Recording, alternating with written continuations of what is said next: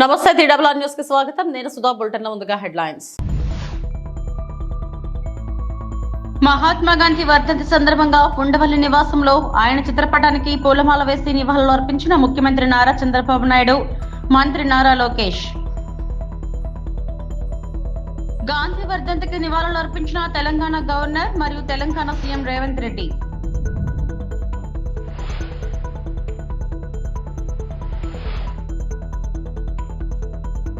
ఏపీలో WhatsApp governance ప్రారంభించిన మంత్రి నారా లోకేష్.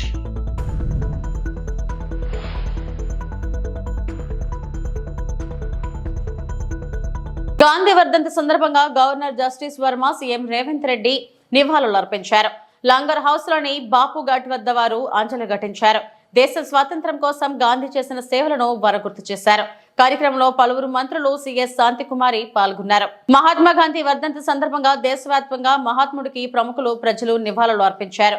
రాష్ట్రపతి ద్రౌపది ముర్ము, ఉపరాష్ట్రపతి జగదీప్ ధన్ఖడ్ రాజ్ ఘాట్ కు వెళ్లి మహాత్మా గాంధీకి నివాళులు అర్పించారు. అక్కడ సర్వధర్మ ప్రార్థనలలో పాల్గొన్నారు. ప్రధాని నరేంద్ర మోడీ, కేంద్ర మంత్రులు కూడా రాజ్ ఘాట్ లో గాంధీ మహాత్మునికి నివాళులు अर्पिంచారు. राष्ट्रपति द्रौपदी मुर्मू पहुंची हैं राजघाट पर। प्रधानमंत्री नरेंद्र मोदी ने बापू को याद किया, श्रद्धा सुमन अर्पित किए। उपराष्ट्रपति जगदीप धनखड़ ने राजघाट पहुंचकर राष्ट्रपिता महात्मा गांधी को श्रद्धांजलि अर्पित की। और अब हम देख रहे हैं राष्ट्रपति द्रौपदी मुर्मू को जो राजघाट पहुंची हैं और बापू को श्रद्धा सुमन अर्पित करेंगी। तीनों सेनाओं के प्रमुख भी राजघाट पर इस वक्त मौजूद हैं। रक्षा मंत्री राजनाथ सिंह मौजूद हैं, रक्षा राज्य मंत्री मौजूद हैं। और आज पूरा देश बापू को नमन कर रहा है, उन्हें याद कर रहा है। आज 77वीं पुण्यतिथि के मौके पर आज पूरा राष्ट्र उन्हें श्रद्धांजलि, श्रद्धा सुमन अर्पित कर रहा है। राष्ट्रपति द्रौपदी मुर्मू पहुंची हैं राजघाट पर।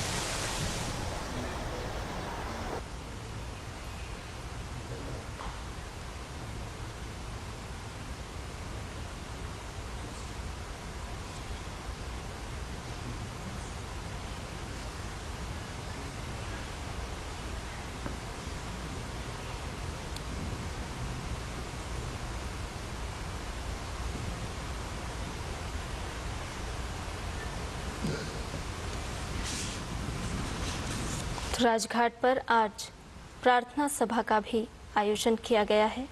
बापू को आज पूरा राष्ट्र याद कर रहा है। గాంధీ వర్ధంతి సందర్భంగా governor justice Varma, CM Revanth Reddy నివాళులు అర్పించారు. లంగర్ హౌస్ లోని బాపు ఘాట్ వద్ద వారు అంజలి ఘటించారు. దేశ స్వాతంత్ర్యం కోసం గాంధీ చేసిన సేవలను వారు గుర్తు చేశారు. కార్యక్రమంలో పలువురు మంత్రులు, సీఎస్ శాంతికుమారి పాల్గొన్నారు.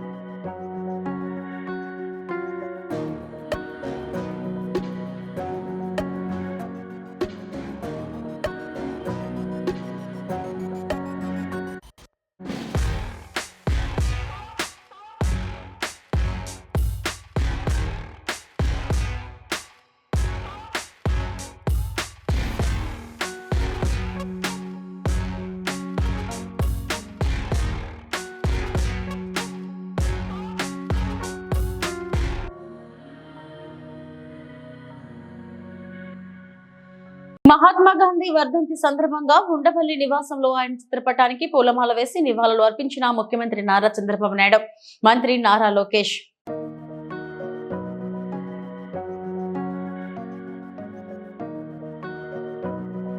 దేశంలో తొలిసారిగా మనమిత్ర పేరుతో ఏపీ ప్రభుత్వం వాట్సాప్ గవర్నెన్స్ కు శ్రీకారం చుట్టింది. ఈ సేవలను ఉండవల్లిలోని నివాసంలో మంత్రి నారా లోకేష్ ప్రారంభించారు.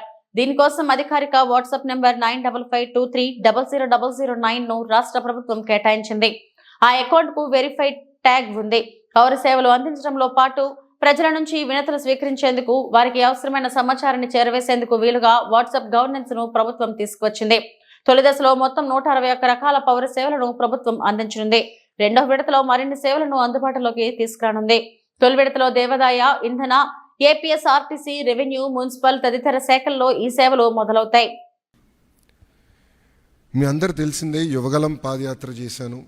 3132 కిలోమీటర్లు నేను నడిచాను. ఈ ఆలోచన నాకు యువగలం పాదయాత్ర నుంచి మొదలైంది. మీరు ఒక్కసారి కానీ మా స్పీచ్లు కూడా మీరు చూస్తుంటే, నా స్పీచ్ చూస్తుంటే నేను పదే పదే చెప్పేవాడిని, ఒక బటన్ నొక్కితే భోజనం వస్తుంది, ఒక బటన్ నొక్కితే సినిమా చూస్తున్నాం, ఒక బటన్ నొక్కితే ట్యాక్సీ వస్తుంది, కానీ ఒక బటన్ నొక్కితే ఎందుకు ప్రభుత్వం మీ దగ్గరికి రావట్లేదు, ఆ ఛాలెంజ్ నేను స్వీకరిస్తున్నానని ఆనాడు చెప్పాను. అందుకే ఈరోజు మన మిత్ర, ప్రజల చేతిలోనే ప్రభుత్వం, ప్రజల చేతిలో పాలన, మాది ప్రజాప్రభుత్వం, ఈ నినాదంతో ఈరోజు ఇది మేము ప్రారంభిస్తాం జరుగుతుంది. యువగలం పాదయాత్రలో అడుగడుగున ప్రజలు ఎదుర్కొంటున్న సమస్యలు నేరుగా తెలుసుకునే నాకు అవకాశం కలిగింది. పొద్దున నేను బస్ దిగి పాదయాత్ర ప్రారంభించిన దగ్గర నుంచి మళ్ళీ తిరిగి బస్ ఎక్కే వరకు ప్రజలతో ఉన్న, కార్యకర్తలతో ఉన్న, నాయకులతో ఉన్న, ఊరు నుంచి ఊరు నేను నడిచేటప్పుడు కూడా అక్కడ ప్రజలతో మాట్లాడేవాడిని, లేదంటే కార్యకర్తలతో మాట్లాడేవాడిని, నాయకులతో మాట్లాడేవాడిని, వాళ్ళ సమస్యలు నేను తెలుసుకునేవాడిని. అది జరిగినప్పుడు నేను రైతుల్ని కలిసా, మహిళల్ని, విద్యార్థుల్ని, కుల వృత్తుల వాళ్ళని కూడా కలుస్తాం జరిగింది. వాళ్ళందరినీ కలిసినప్పుడు వాళ్ళు ఒకటే అడిగారు, పద్దాక మమ్మల్ని మా కాస్ట్ సర్టిఫికేట్ ఉందంటే ప్రతి ఇన్ని నెలలకు ఒకసారి మిమ్మల్ని ఎందుకు తీసుకోవాలి, ఇన్కమ్ సర్టిఫికేట్ ఉంది మళ్ళీ మేము అధికారుల దగ్గరికి ఎందుకు వెళ్ళాలి, పవర్ బిల్ చెల్లించాలంటే ఎందుకు సీమ్లెస్గా మేము చెల్లించలేకపోతున్నాం, లేదంటే ఆర్టీసీ టికెట్ తీసుకోవాలన్నా మేము బస్ ఎక్కిన తర్వాత ఎందుకు తీసుకోవాలి, ముందర మేము ప్లాన్ చేసి ఎందుకు తీసుకోకూడదని పదే పదే నన్ను అడగటం జరిగింది. ఇంతేకాకుండా మీరు చూస్తే గత 5 సంవత్సరాల పరిపాలనలో నేను అనేక సందర్భాల్లో సర్టిఫికెట్ రానికుండా చేసిన పరిస్థితులు చూసాం. అంటే అది చూసిన అది ఎందుకు అట్లా ఉండాలి. మీరు చూస్తే దుగ్గిరాల నియోజకవర్గంలో ఒక ఎంపీటీసీ గారు పోటీ చేస్తుంటే, దుగ్గిరాల మండలంలో ఎంపీటీసీ గారు పోటీ చేస్తుంటే సర్టిఫికెట్ ఆనాడు ఇవ్వలేదు, కావాలని బీసీ సర్టిఫికెట్ ఇవ్వలేదు. సో ఆ రోజు నాకు అర్థమైంది, సిస్టంలో ఒక లోపం ఉంది, ఇది కరెక్ట్ చేయాలి, ఎవరు ఇట్లా సర్టిఫికెట్ కోసం ఎవరు ఇబ్బంది పడకూడదు అనే ఆలోచనతో మొదలైంది. ఇది మీరు ఒక్కసారి చూస్తే 36 డిపార్ట్మెంట్లని ఇంటిగ్రేట్ చేయాలి. సో ఇది చాలా చాలా కాంప్లెక్స్ ప్రాజెక్ట్. మొదటి విడతలో 161 సర్వీసెస్ లాంచ్ చేస్తున్నాం. మా టీం చెప్పొద్దన్నారు, బట్ నేను చెప్తున్నాను, ఈరోజు రెండో విడతలో 360 సర్వీసెస్ మేము లాంచ్ చేస్తాము. There is no debate, no discussion, we will launch. So ప్రజలకి ప్రభుత్వం మధ్యన ఇదొక ప్లాట్ఫామ్గా ఏర్పాటు చేసి రియల్ టైం సర్టిఫికేట్స్ వాళ్ళకి డెలివర్ చేసే బాధ్యత మన ప్రభుత్వం తీసుకుంటుంది.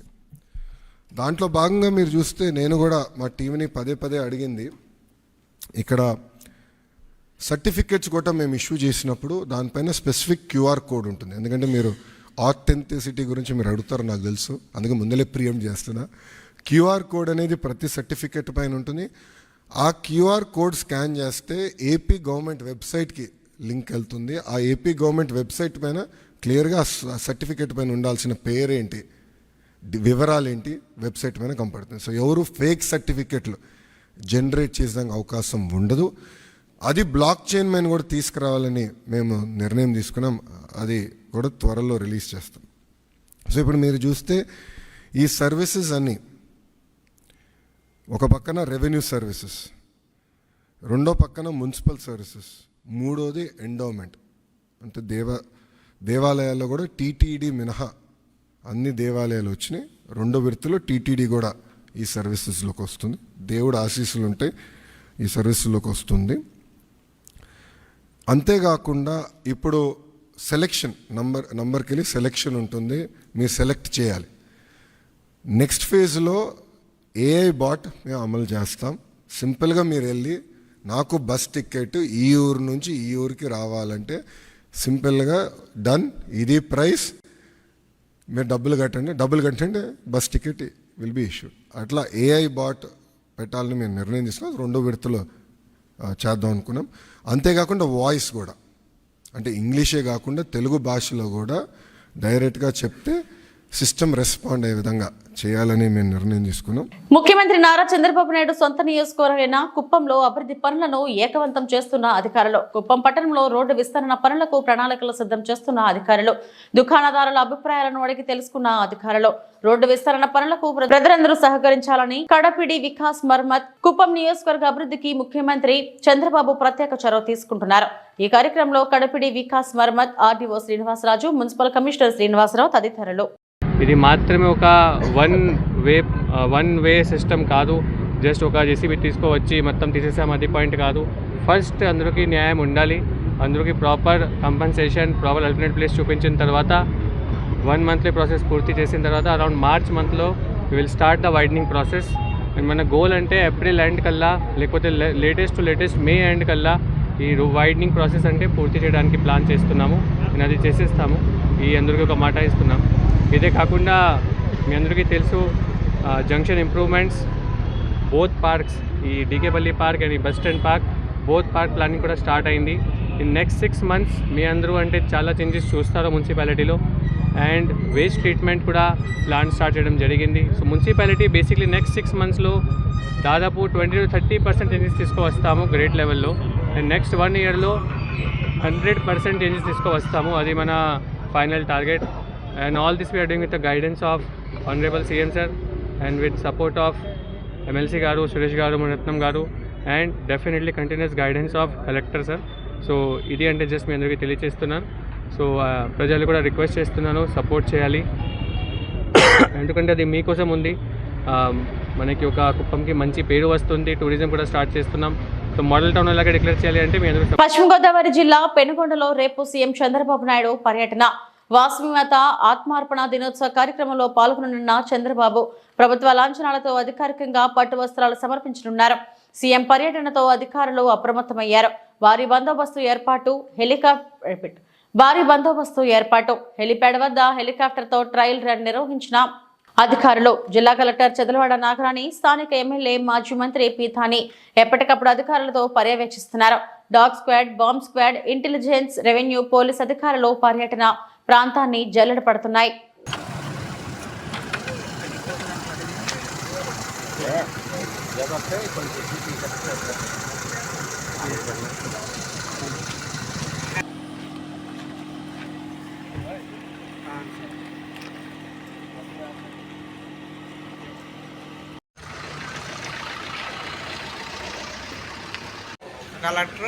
కలెక్టర్ ఇంకెవరండి?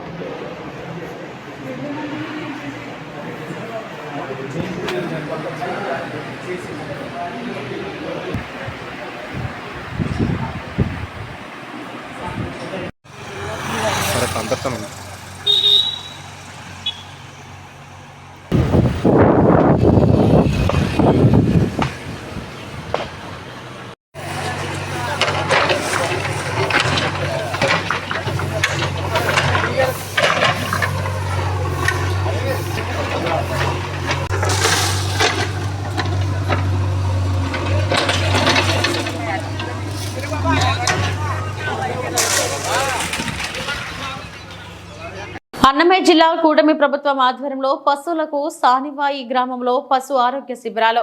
కూటమి ప్రభుత్వం రైతులకు మేలు చేయాలనే ఉద్దేశంతో వర్షాకాలం తర్వాత పశువులకు గొర్రెలకు వచ్చే జబ్బులకు ముందస్తు చర్యలలో భాగంగా రైతులు నష్టపోకుండా టీకాలు అందించాలనే ఉద్దేశంతో ఈ రోజు వీరబల్లి మండలం సానిపాయ గ్రామంలోని నేతివాండ్లపల్లి కొత్తపేట నందు పశు ఆరోగ్య శిబిరాలు ఏర్పాటు చేయడం జరిగింది. ఈ కార్యక్రమంలో రైతు సోదరులకు టీకాలు, 1574 గొర్రెలు మరియు మేకలలో నట్టలు నివారణ మందులు, 35 దూడలకి మరియు ఆవులు మరియు గేదెలలో 52 పశువులలో నట్టల నివారణ మందులు త్రాగించడం జరిగింది. 12 పశువులకి గర్భకోశం చికిత్సలు చేయడం జరిగింది.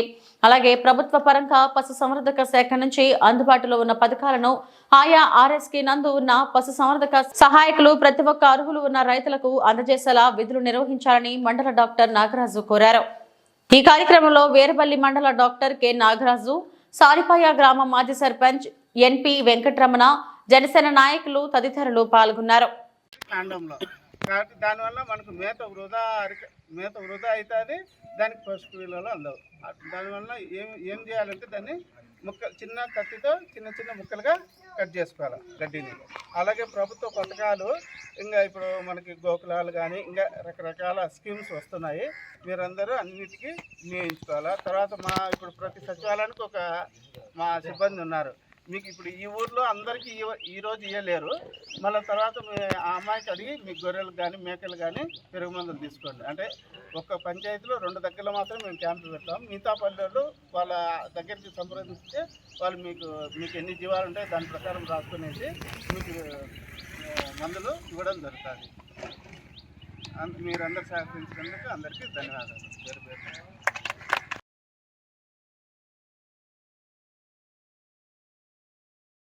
అనకాపల్లి జిల్లా కసింకోటలో సంచలనం కలిగించిన వివాహిత ఆత్మహత్య కేసులో 4 నిందితులను అరెస్టు చేసి రిమాండ్కు తరలించామని అనకాపల్లి డీఎస్పీ శ్రావణి తెలిపారు.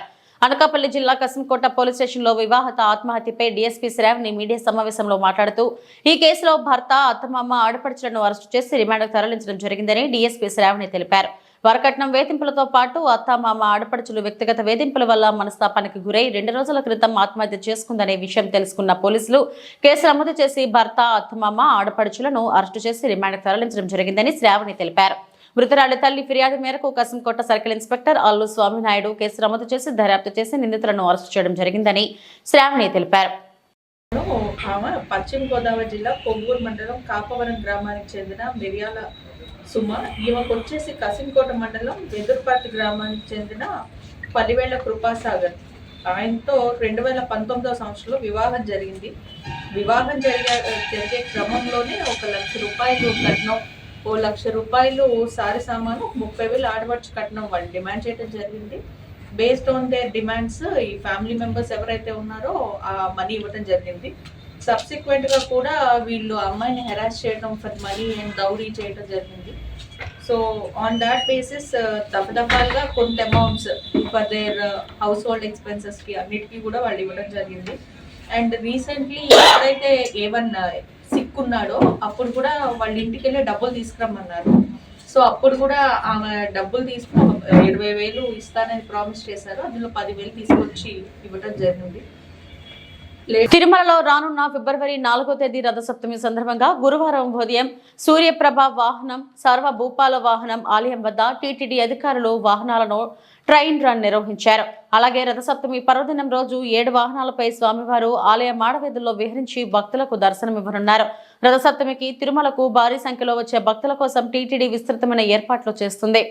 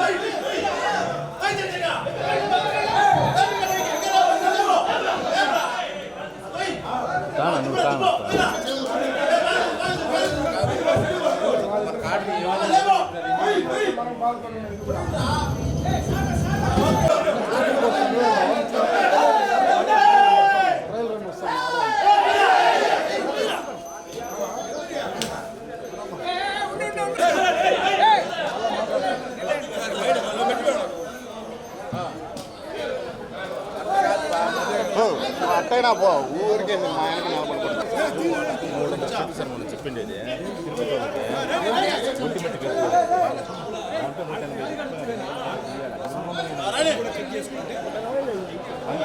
115 సార్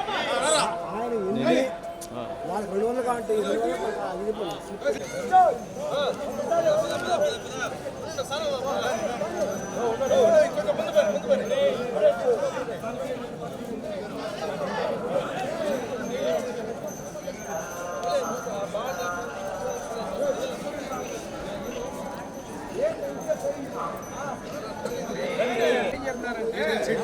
మళ్ళీ బాలాజీ రెడ్డి ఫోన్ చేసిన ఈ మురళి ఫోన్ తీలా బాలాజీ రెడ్డి ఫోన్ చేస్తే ఏమైనా అవసరం అంటే మేము ఫోన్ చేస్తున్నాం అది క్లారిటీ చెప్పేయండి అడిగిన